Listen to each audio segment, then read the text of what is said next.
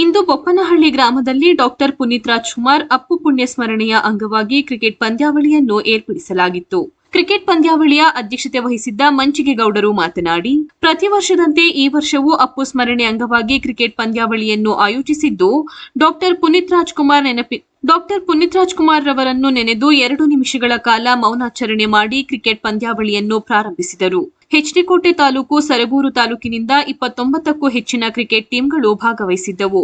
Cricket ಪಂದ್ಯಾವಳಿಯಲ್ಲಿ ಪ್ರಥಮ ಬಹುಮಾನವನ್ನು ಅರ್ಧನಹಳ್ಳಿ ತಂಡವು ಹಾಗೂ ದ್ವಿತೀಯ ಬಹುಮಾನವನ್ನು ಬೊಪ್ಪನಹಳ್ಳಿ ಫ್ರೆಂಡ್ಸ್ 11 ಅಪ್ಪು ಕಪ್ ಅನ್ನು ತಮ್ಮದಾಗಿಸಿಕೊಂಡಿದ್ದಾರೆ.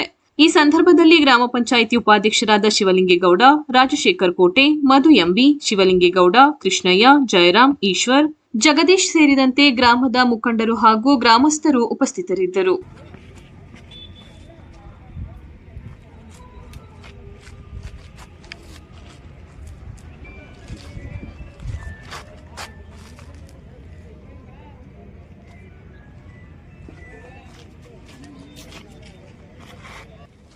ಅಪ್ಪು ಕಪ್ಪು 7ನೇ ವರ್ಷದ ಟೂರ್ನಿಮೆಂಟ್ ಅನ್ನು ಆಯೋಜನೆ ಮಾಡಿದ್ದು ಫ್ರೆಂಡ್ಸ್ 11 ಕ್ರಿಕೆಟ್ ಕ್ಲಬ್ ವತಿಯಿಂದ ಈ ಒಂದು ಪಂದ್ಯಾವಳಿಯಲ್ಲಿ ಫೈನಲ್ಗೆ 2 ತಂಡ ತಲುಪಿದೆ. ಫ್ರೆಂಡ್ಸ್ 11 ಮತ್ತು ಅರ್ಧನಹಳ್ಳಿ 2 ತಂಡಗಳು ಗೆಲ್ಲಿಸಿದೆ.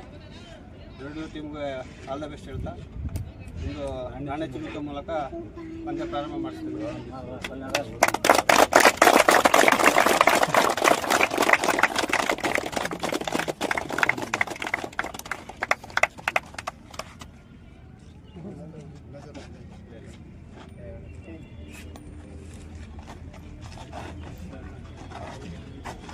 ರಾಸಿಂಬಾಯಿ ಅರ್ಧನಹಳ್ಳಿ ಇವರು 2 ತಂಡವು ಕೂಡ ನಮ್ಮ ಗ್ರಾಮದ ಎಲ್ಲ ಹಿರಿಯರು, ಯಜಮಾನರುಗಳು ಹಾಗೂ ಮುಖ್ಯಸ್ಥರುಗಳು ಒಂದು ಆಲ್ ದ ಬೆಸ್ಟ್ ಹೇಳಬೇಕಂತ ಕೇಳ್ಕೊಳ್ತೀನಿ.